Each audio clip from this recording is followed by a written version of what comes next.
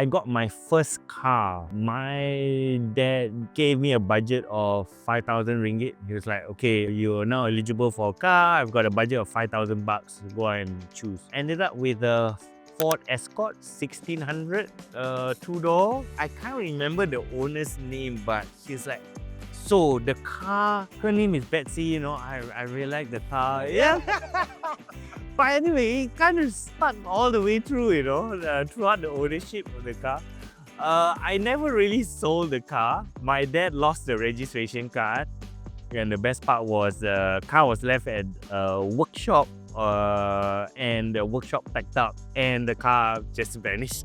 I've never named any car after that. Hello, Jan. Welcome to our What's Your Story series, where we get all our friends to come over to share about their passion for cars and how their story began. Okay. Thank you for joining us today. And we'd like to have you introduce yourself Okay. and tell us a little bit more about the man behind the wheel. Okay, well, my name is Tengku Djan Leh. Been in the motoring industry for the longest time. So Long. yeah, maybe too long. I started competing in 1995. So that's the official date when I started motor racing. But to be honest, I'm more of a motoring fan. So that started when I was really, really young, 5, 6 years old. My dad was a motoring enthusiast. He was also doing national rally series. So I used to follow him around from a very young age. And that really got me into motorsports. But generally, you know, it started off having that passion for everything automotive. Okay. Yeah. Okay. For a lot of new viewers, could you share a little bit of history on your motorsports background? What sort of areas did you participate in, and how it ended up to, you know, your well-known moniker, the Prince of Drift, Right. and where you are right now? So Right. at least they'll have a whole history about. Okay, so as a motoring enthusiast, I never really had a focus. Yeah. So it started off with all forms of driving. I actually started with two wheels. So the first time I went to a circuit and you know, went hard around the circuit was actually on two wheels, and that was with Kabing. So Kabing was the one that basically taught me how to ride, right? But I never had the opportunity. So um, I'm competitive by nature. So I wanted to race bikes. So I thought, okay, you know, I can do it. Let's go and race bikes. My family never allowed me to race bikes. So hence why by 17, I moved on to four wheels. But to be honest, when I moved to four wheels also, it was not your conventional route. I didn't do karting. You know, basically my teammates taught me how to drive, showed me the lines, and showed me the tricks of the trade to be quick on circuit. And I developed from there. I'm an automotive engineer, and I went on working with Lotus Engineering back then. So my profession was a vehicle dynamics engineer. So some of the requirements is basically knowing how to drive, because there's a lot of development work which we had to do with cars. And from there, I developed my technical skills and my driving skills. So again, it's not the conventional route. I still don't think I'm the fastest guy out there on track, but I think where I excel is I understand both the technical aspect and the driving aspect, and being able to put both of these together so that I have the optimum machinery to perform whenever it's needed. It's a very interesting combination there, because understanding vehicle setups, vehicle dynamics, right, allows you to then really maximize it. I mean, Yes. basically, Yeah. race drivers, you study it, but to be involved in the development, that's a different mindset altogether, Yes. correct? Correct. Yeah. Yeah. And okay, so you started off with your motorsports career then.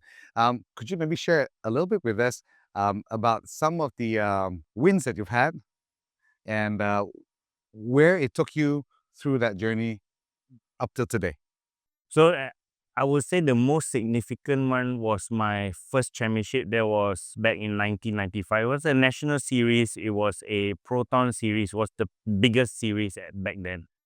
And we were racing between Batu Tiga and Pasir Gudang circuit. So it was almost a full-time thing, right? And sponsorship was great. The crowd was good. You would see 30, 40,000 people actually turn up to the events to watch the races back then. And the first year competing, I actually won the championship for the novice category. And I actually got a call from the late Eddie Quay at the time. Okay. Yeah. All right. So Eddie Quay was like, "Oh, I think you got potential. Let's do the Asian Touring Car Series." And I think that was the turning point. So my dad actually sat me down. He was like, "Okay, you're still very young. I can see that your passion is in motorsports. But you know, he was the one that said that if you understand your machinery better, you'll be able to perform way better, for the future." I didn't see it at the time, but anyway, I continued to my studies, so I gave up racing for a couple of years. But yeah, it's paid off now. It Yeah, has. It so has. that's the biggest turning point for me, in terms of career development. In terms of the whole nickname Prince of Drift and all that, that came from so drifting at that time was growing worldwide. So it all started off in Japan, and then Malaysia actually had a D1 Grand Prix series. So that's the pioneer series for drifting. And they had a series in Malaysia, which I won on the first year. And then they had the World Championships, which we then competed in. We finished fifth overall for that series. So that spearheaded my drifting The tandem career. assassin, right? Yeah, Prison Drift and That's then assassin. amazing. Yeah. Yeah. So, yeah, a Malaysian guy coming along with who's this guy? Because at the time it was the Europeans, the British, the Americans that were pushing ahead, with the whole drifting agenda. And then all of a sudden, who's this Malaysian guy, coming with the smallest car, lowest horsepower. Nobody actually took notice until we went to the main game and they're like, oh, okay, we've got something on our hands here. Yeah. So yeah, that was a good series. And from there, has it been all D1 and drifting Ye- mostly all the way? Well, so I like I said, I'm a motoring enthusiast. So when it came down to driving also, I was never actually locked into one discipline. Yes, I started with circuit racing, but at the same time that evolved to drifting. At the same time, I was doing a lot of gymkhana. So gymkhana was also quite new in Malaysia. It's actually the grassroots of motorsports. Those who want to be involved in motorsports. Motorsports is not cheap. The cost is high. And Gymkhana is, for example, one of the avenues where you can take part in. You bring your own road car, go through a couple of cones, learn the basics of driving, and then you can bring that further if you feel that motor racing is, something for you. So yeah, from circuit racing, Gymkhana, drifting, I did 2 years of rallying as well. So it all requires very different skills. Completely. Yeah. They're all completely different specialties. But what I enjoyed about it is I could pick out all the how do you say the strong points from all these different driving techniques and put it into my overall driving. Yeah, whether be it drifting, circuit. So everything complements each other, if you ask me. And just understand one aspect, I think you are limiting yourself. Yeah. Looking back at the foresight that your father had in terms of where you should be, what are your thoughts on that now? I think it's good because, okay, as a racing driver, your lifespan is actually very short. Not just from a driving aspect, but right down to a marketing aspect as well. When you're older and brands don't want you anymore, and for you to keep that performance all the way through is very It difficult because is. the young guns will come along Correct. and They're they've quicker. yes. I mean, especially now, if you look at today's environment where you have simulator racing. Oh my God, these guys have an additional sense. So back then when we were driving, we would always say, oh no, butt on seat, that's where you get most of the information from and from the steering wheel, and you try to put all that together. What I realized with the eSIM guys is they're actually able to see the speed through their eyes, because when they're on the simulator, that's one of the only ways to judge speed, right? So to be honest, the new generation is at the next level. So with the knowledge that I have, I'm still able to be in the industry, in the motorsports industry, but of course in a very different manner, from team ownership, from team management, and whatever else setups and programs that we do that is required in motor racing to be able to excel. So not necessarily, I mean, driving is just one aspect of it, but there's so much more Behind the involved in scenes, motorsport.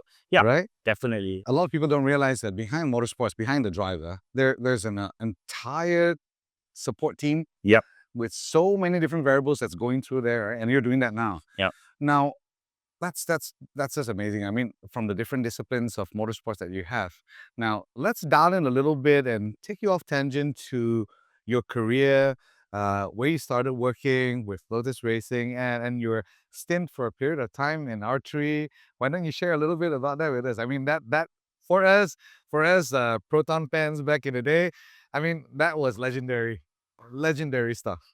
So it also actually R3 started off with in Southeast Asia, in Malaysia, the accessories business is a multi-million-dollar business. I mean, if you look around you, there's very limited cars that are stock standard. Correct. Everyone wants to be individualistic. Everyone wants to be different from the next person. And on top of that, I mean, cars generally in Malaysia are not cheap. So when you own a car, it's like a extension of Or yourself. You're very personality. yes, That's and what I tell people. yes, and you're Exactly. very proud of it, Yes, right? correct. Oh, I just bought a new car, so you want to be different. So the accessories market in Malaysia is actually huge. So the question came along was on Proton's part is, how do we get a piece of this cake? Because selling car is one aspect, but you also have the accessories that go along with it. People are already selling these accessories, but we are not tapping into it. So what do we do?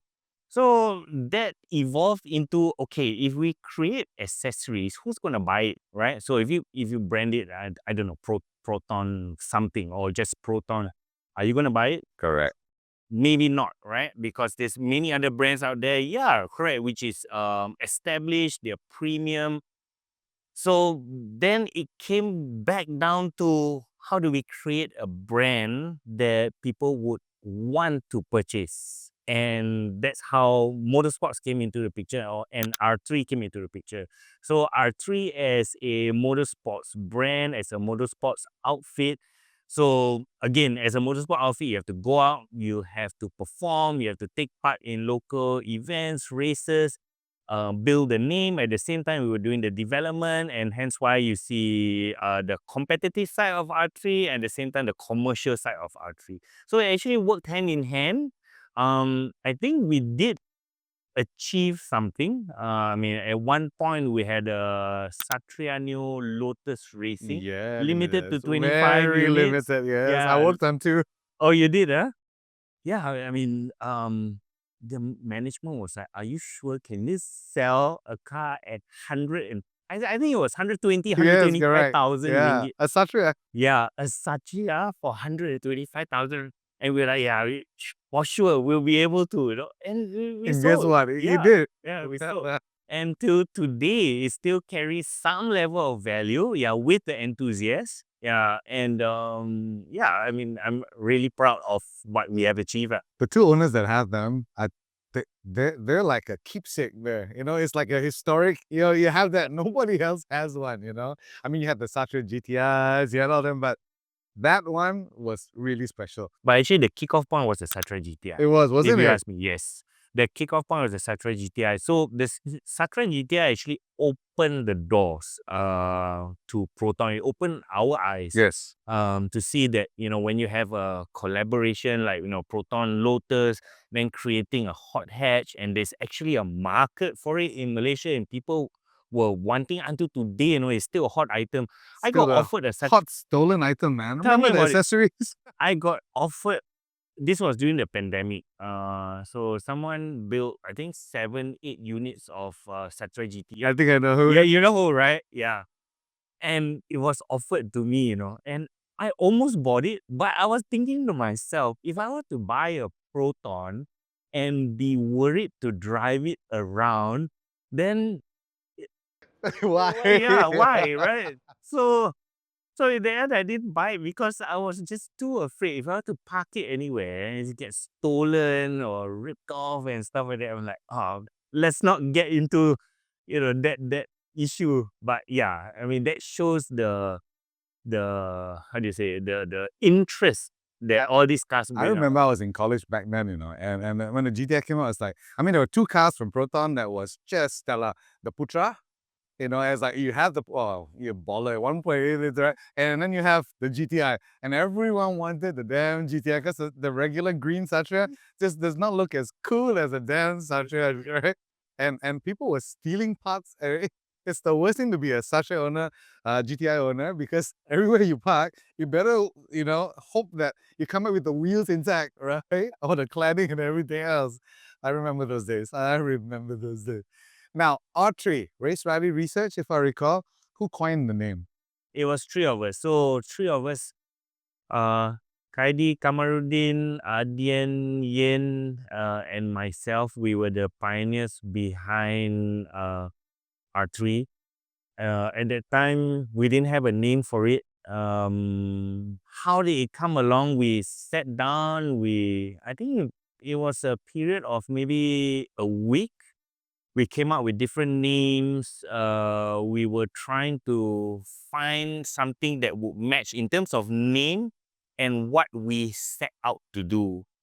So actually, race rally research came up first. So why is because as a motorsports outfit, we should, and of course the commercial aspect that we were targeting to do, what encompasses this, and race rally research actually cover all these areas. So circuit racing, or basically tarmac, any activities on the tarmac, and then of course rallying, and then the research aspect for both motorsports and commercially. So that came along. Then we came up with that, why not call it R3, right? The 3 Rs basically. And then when it came down to actually designing it, it was kind of based on the RS Ah, badge. Yeah, yes, hence why yes. you That's the see, inspiration, right? yes, some level of in terms of font and all that. So yeah, we kind of tied that all together, and that was the early days. So what we did was we It was went so on, cool, man. The R3 badge, yeah, right? I went on Google and then searched it out. It's like art race rally research. Oh, no one's got it. Okay, let's take his name. I don't know if anyone's not asked you this before, but what were some of the names that didn't make it? Oh man, there was a whole list. There was a whole list. Most two prominent ones, which ones? I to be honest, I can't remember. This was back in It's O two, long, O yes, it three. was Yeah, long. we had a whole list. That's why, as I said, it took us literally, I think, a week. So including the weekend. And if I'm not mistaken, we came up with the name either on a Saturday or a Sunday. Yeah. So we started off that program. We had a whole list of names. We started to delete the ones that we felt was not right, and then we narrowed down a few, and that kind of pushed us into that race rally research thing, and then the whole RS thing came into the picture. R3. It Yeah. must have been a real exciting time for you guys. You get to coin the names, push that whole agenda there. You basically have the green light to go ahead and do Yeah. something like this, right? It's Yes. amazing. Yes. Now that was your stint over at R3. Now maybe share a little bit with us about Lotus development and where was that time period? And I think it was it the 300 RR? Yes, Yes, yeah, right. yeah. Yeah. So and for me personally, Lotus started way earlier than R3. So I was involved with Lotus engineering where we were or I was developing cars for Lotus. So as part of the engineering team, we were not just doing Lotus cars, we were doing other clients as well. So that kind of gave me a very uh, a broad understanding of dynamics. You know what's required for whether it's a road car, limousine, sports car, mid-engine, front engine, you name it. So that gave me the exposure, and that's how we started to commercialize R3 as well. When we started developing our road cars, you know, a lot of focus went into the dynamics of it because we're still tied to the parent company, right? So you know, when we sell a car through Proton, you got to make sure that we have the warranty to support. Proton still recognizes the product. So in terms of performance, there's only so much we can do.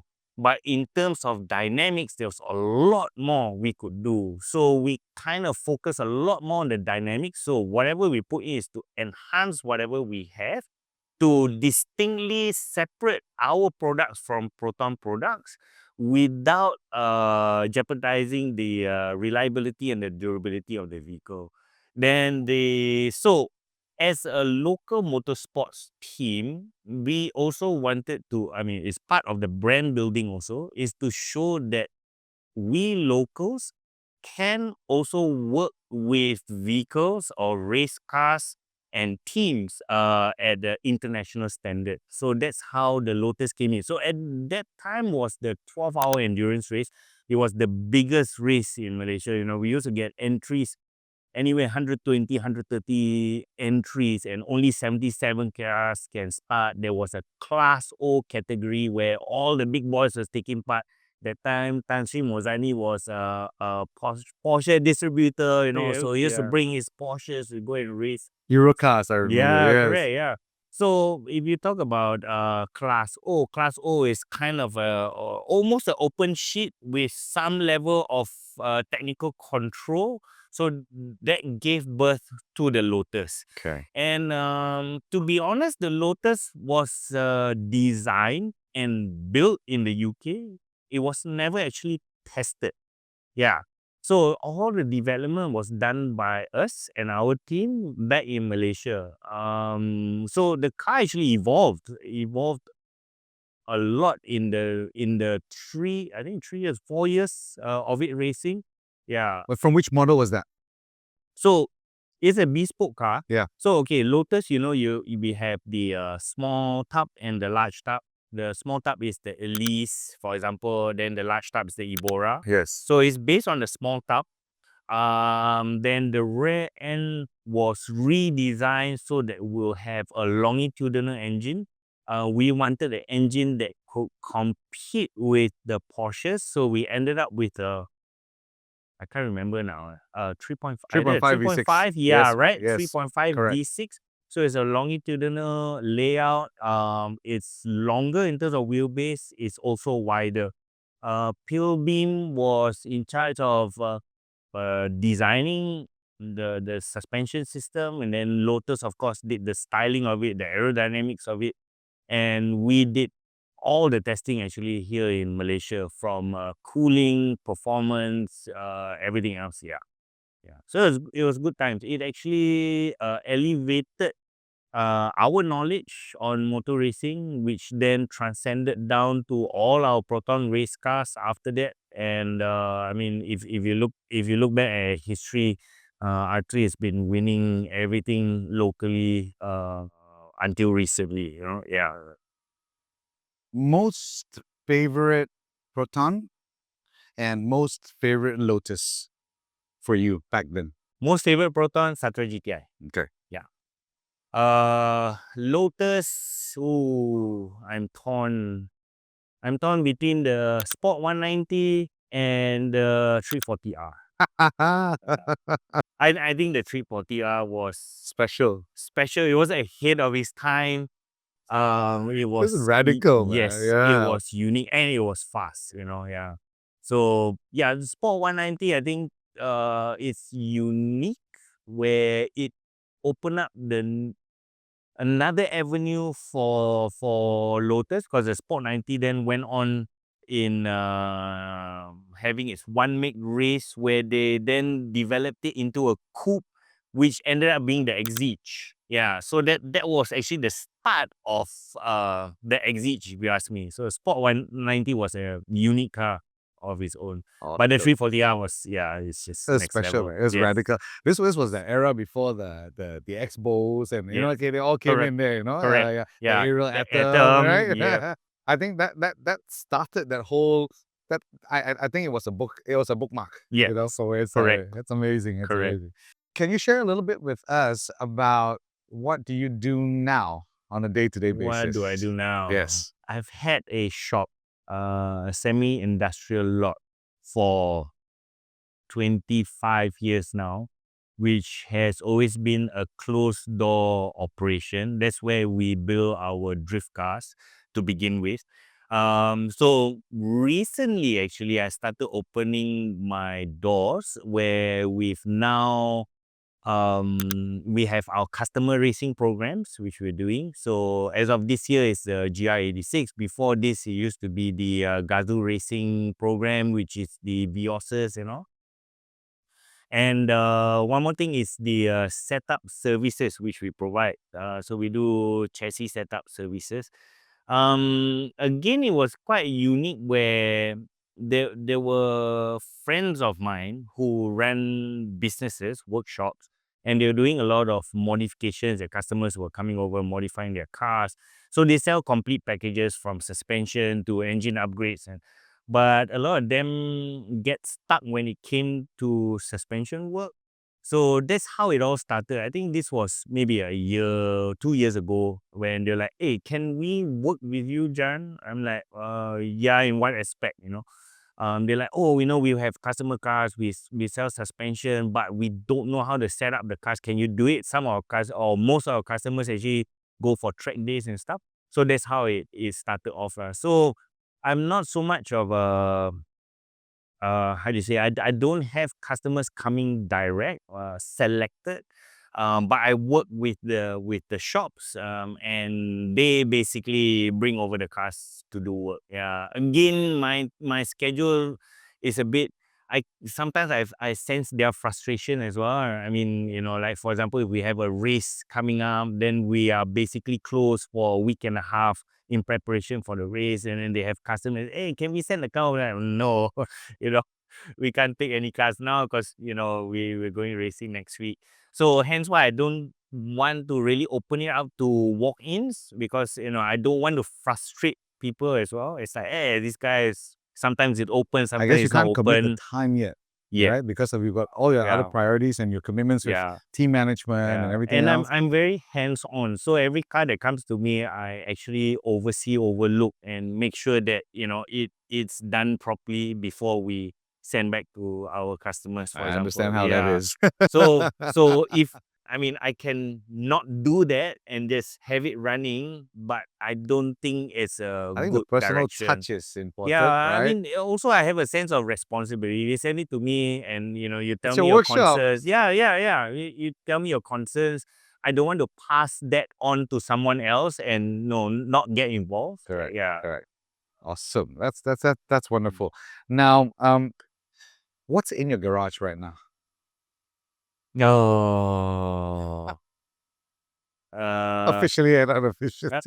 uh, um. Okay. I have a. So it's my old man's, but he gave up driving it because he's not young anymore. So, and I have a very strong attachment to it. To me, I'm just a gatekeeper for the next generation. So it's actually a 1984 3.2 Carrera, which I love to bits. And it's something which I've been building on slowly but surely.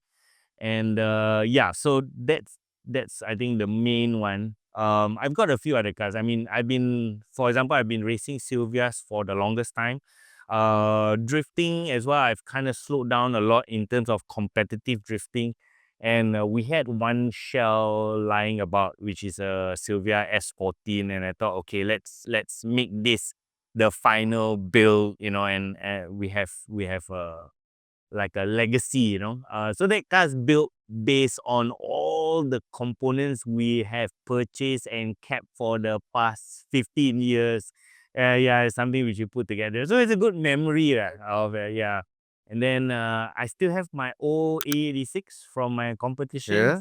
Yeah. So I kind of regret. I had two shells. So I kept the original shell. Then we refreshed that shell for competition, but we sold it off so that we can progress to the Silvia chassis. So a lot. I mean, that car was sold with all the parts, and then I had a whole bunch of spare parts, which I then sold off also. So we were kind of just left with the shell. And in many years, I've been regretting selling it. Um, but I was really lucky. A friend of mine, which I sold all the parts to, has also stored it away for 10 years. Wow. And I got news that he still had it. So I called him up. I'm like, I want to buy it back. He's like, yeah, take it.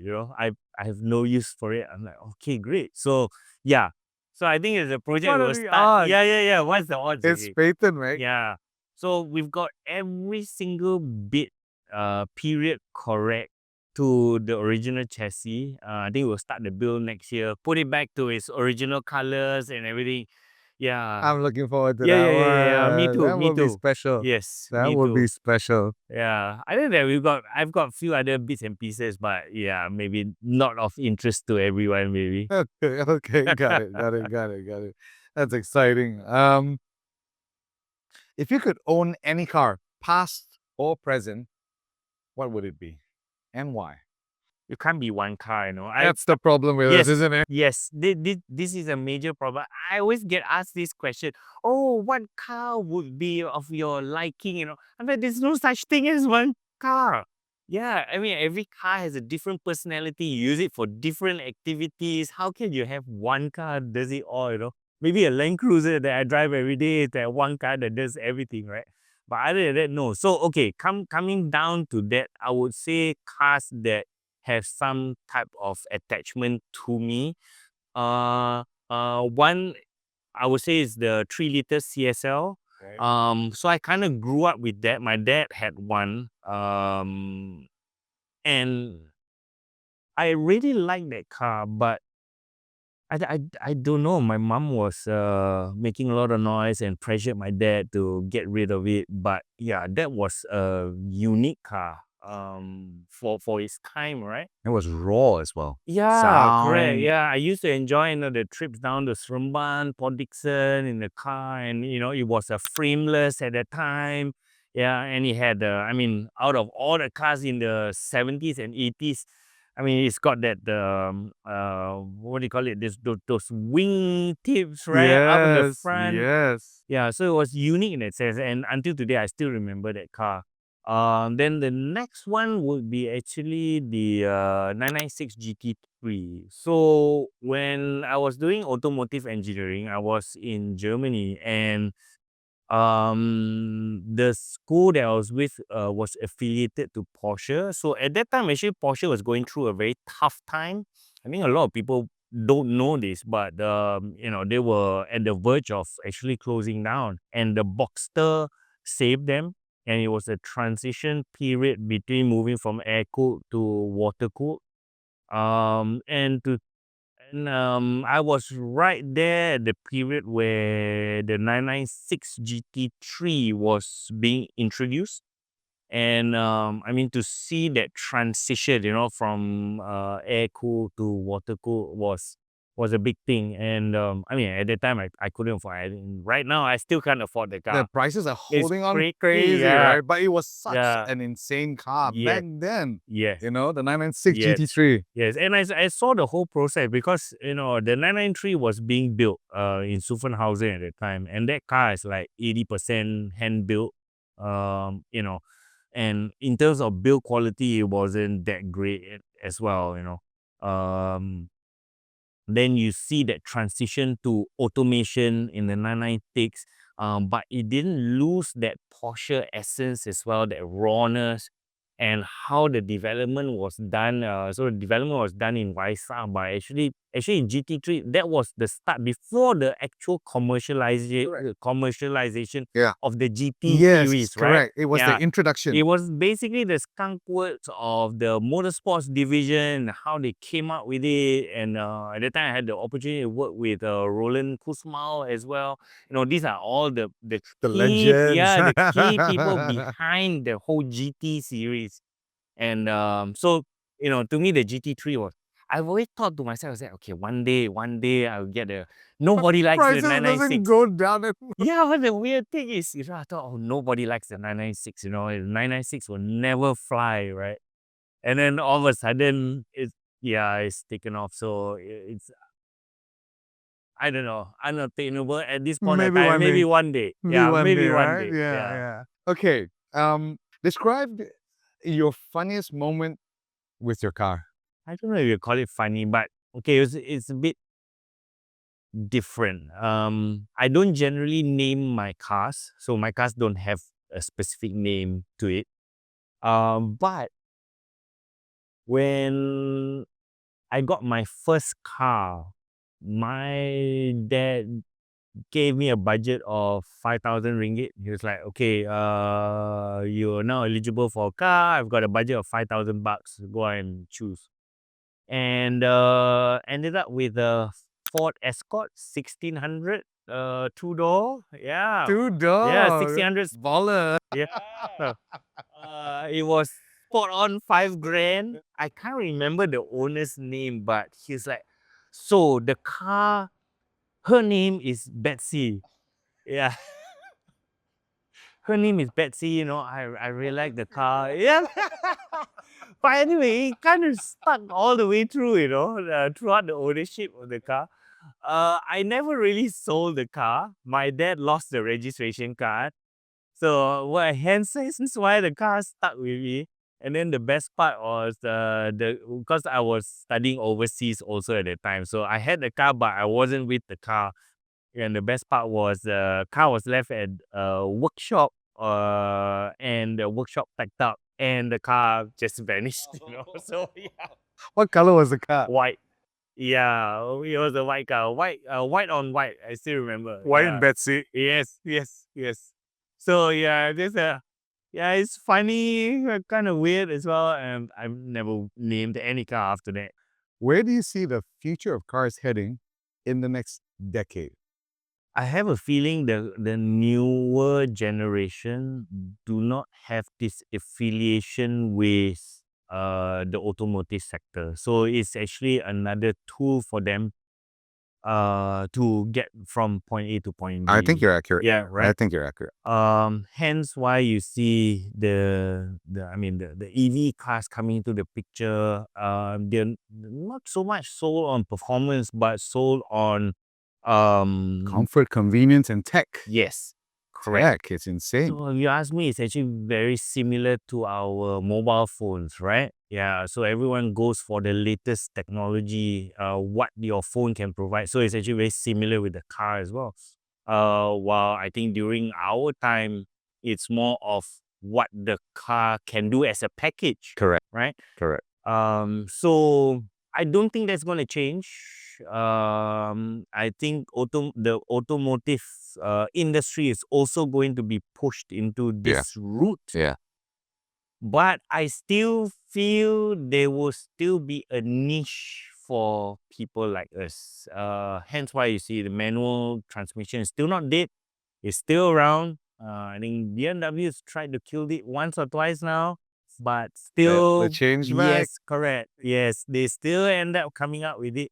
So I think it's going to be a very niche market. That means our market is going to be a very niche market, but overall, it's going to be a very tech-driven industry. I feel that's really the case. I think the cars right now and the cars that we have and the cars that we love and aspire still, the older cars and not necessarily the newer cars, there's a disconnect. And we had this chat early on, and it's really I feel I keep droning on and on, but when I tell people, I think it's about the analog feel, you know, like that 3.2 you have, right? It's opening the doors, Yeah. I mean, that door is freaking heavy Yeah. and you got to close it, right? Yeah. It's like a G-Wagon door. It Yeah. needs to lock in correctly. Yeah. But when you crank that, everything to the point of how that old-fashioned steering Yeah. looks and, that key that you Yeah. have and twist that and Yeah. then get things into gear Yeah. and you drive off, that makes your day, Yeah. you Yeah. know? I think cars, I mean good cars, right? Cars that stay with you in terms of like memories and stuff are cars that whether you drive it slow or fast, Yeah. they actually engage Yeah. with you. You're correct. So actually until today, that's one thing that I look into. So yeah, we have a lot of fast cars today, but when you drive it normally, does it engage with Yeah, you? yeah, yeah. And there's not many cars that No, do it that doesn't. No, nowadays, no, it doesn't. Yeah. It's, I think it's the purity of it because on one hand, I think the future of cars is also inextricably linked to Euro requirements, Yeah. emission standards. So you Yeah. see, I mean, look at where Mercedes AMG is right now, right? The engines have shrunk. Gone are the days of a 6.3 liter or even that 7 liter, right? And it's now at max a 4 liter twin turbo, right? And everything's going hybrid now because it needs to be efficient. Yeah. Right? And that's that immediate compromise that the manufacturers have to follow. Yes. And of course, they can have always a skunk works department and putting out something motorsports, but that's not the bread and butter. That's never going to make any money for them, really.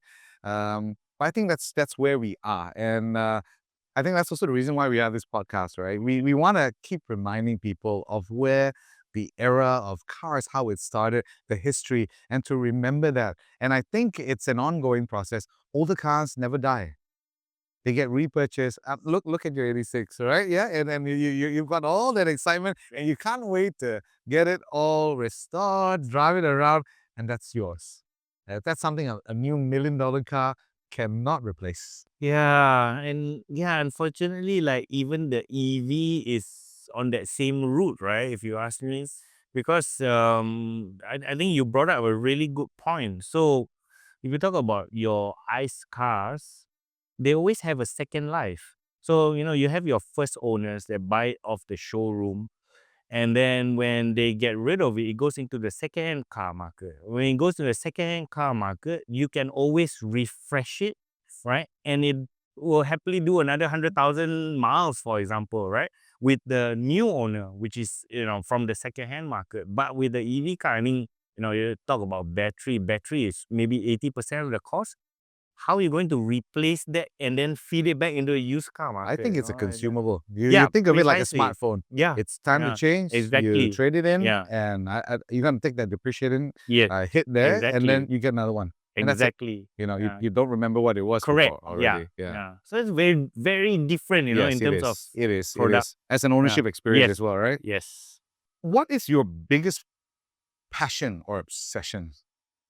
What really drives you? So I mean, when it comes down to cars or the automotive sector, I think it's also my downfall.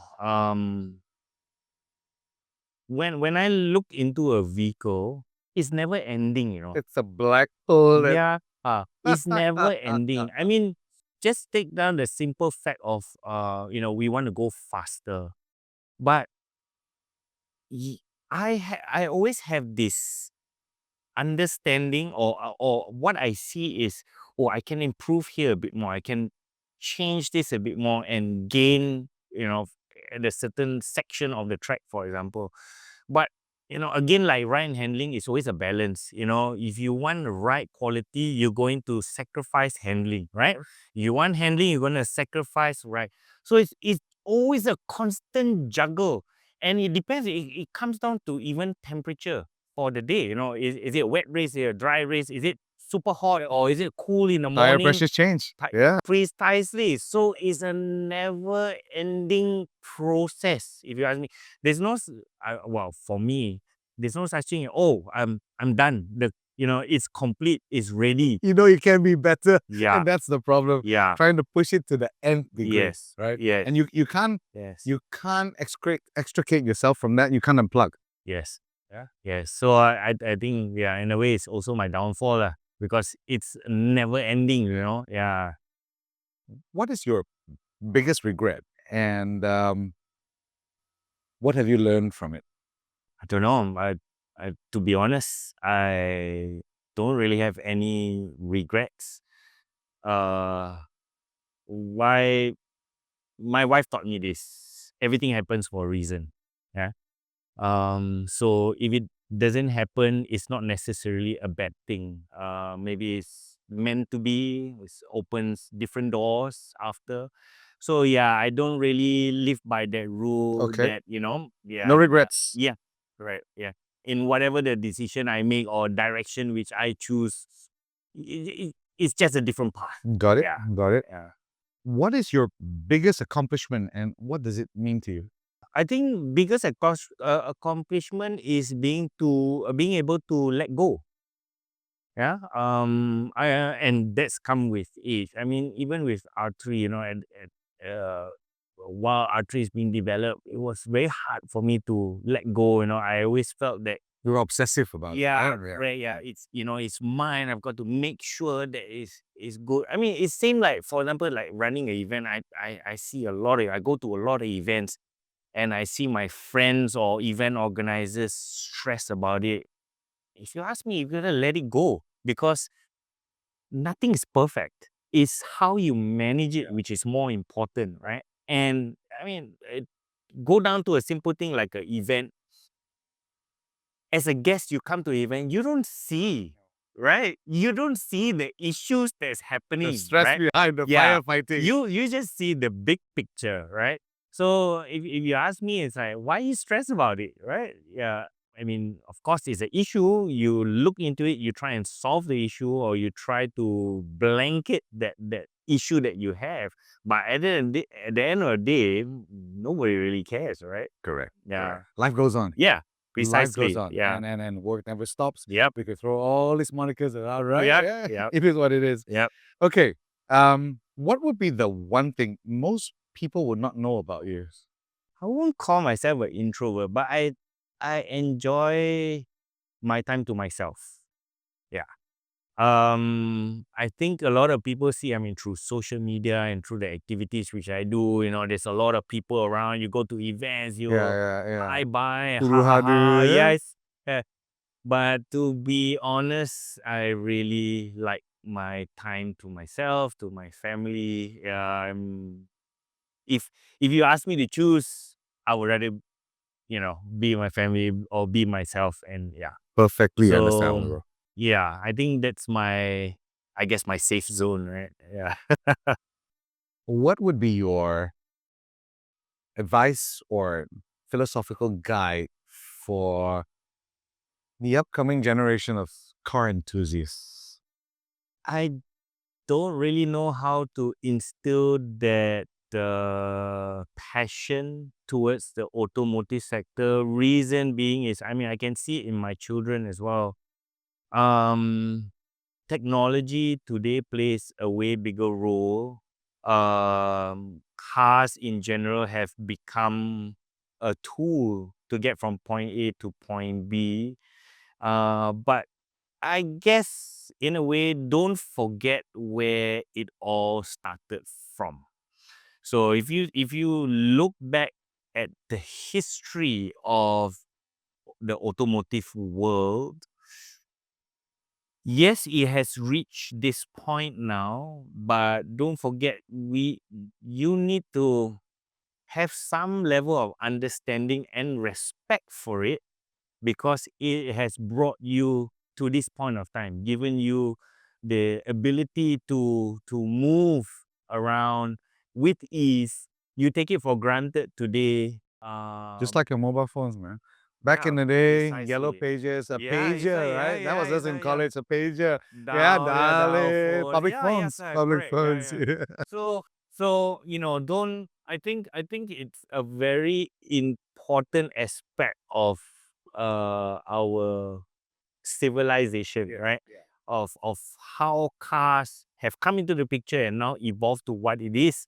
But if you do not respect it, it might be gone, and once it's gone, I don't think it'll be coming back. I think in Malaysia, you have a lot of young people and, cars are generally expensive here. Brand new cars are. In fact, even for you and me, some cars are just way beyond reach because the sheer cost of it.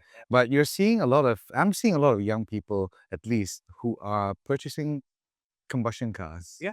And they're rebuilding it Yeah. at their pace, or it's a basic 20,000-30,000 ringgit car, and then they're putting in the effort. And when I see that, I'm energized. I am encouraged that, there's this little interest to sort of poke that little fire, to see where you go So with it, right? I'll tell you a story. I was actually touched by it. So I skateboard. I still skateboard until today.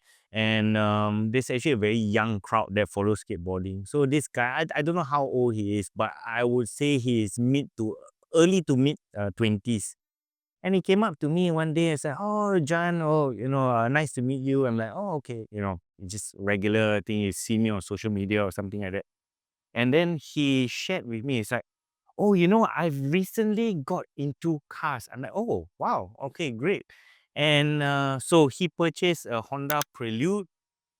This is the first generation Prelude. And he said, "Oh, this is the only thing I can afford." So it's not so much about the car, but he's constrained by the affordability. So he decided to go with the Prelude. But it's the journey that he's having now, which, really, It starts that spark in you, right? yeah, Because you're going through that. and you can see that passion in his eye, with him doing DIY stuff, and going out looking for a part, that is now obsolete, for example, and that whole process of restoring his car. Doesn't matter what it is, but it's a start. It is. Yeah. So it shows that, even though he's from the current generation, these cars can still spark interest. It sort of gives you that little tingly feeling, right? That is this romance to where cars were, right? And it doesn't need to be the flashiest. It's that you started somewhere on that journey. You saw a beauty in a car, Yes. even 30 years old, and you sort of see where it could lead to, right? And you've got your little footprint in there. Yes. Yeah, Yeah. that's amazing. Yeah. Yeah. It's amazing. Seriously, it was amazing. Yeah. This is the reason why we have the podcast. We want to sort of also encourage the younger generation when they're coming up to listen to all our stories, right? And hope that starts that spark again. And then the whole third, fourth hand market, right, continues to grow and cars go from one story to To another. another. Yeah. Okay, I'm going to shoot past our rapid fire questions. Okay. These are very short, 2-3 second ones, yeah? Cool. What's your ideal car? Oh my God. Okay, 4 doors. What color would it be? Oh, black. What's your ideal weekend? Ideal weekend by the beach with the family, some close friends, barbecue. Oh, perfect. Yeah. Perfect. Most overrated car? You're putting me on the spot, right? Most overrated car, Ferrari. Most underrated car? Toyota 86. Yeah, GT, GR, you name it. Most underrated. Amazingly simple, but engaging, right? Yeah. What's more important to you, the car's exterior or the interior? No, to me, it's the whole package. Okay. Yeah. Okay. Everything must work. Right? Everything, yes. What's your favorite hobby? My favorite hobby, I like music. Any genre, so music in general. I enjoy sports. I'm also very frustrated in sports. Reason being is, You're competitive in nature, you must always win. yeah, well, that's one, but I cannot find a group of people that is as committed as me. Oh. You get I will guide you towards pickleball because you play tennis. Don't blame me for this, but we play every day. That's as committed as you go, bro. Let's get that paddle going and let's go play a game, man. Get it over with. We'll pop that pickleball virginity, man. Okay, I think that's all we have for today.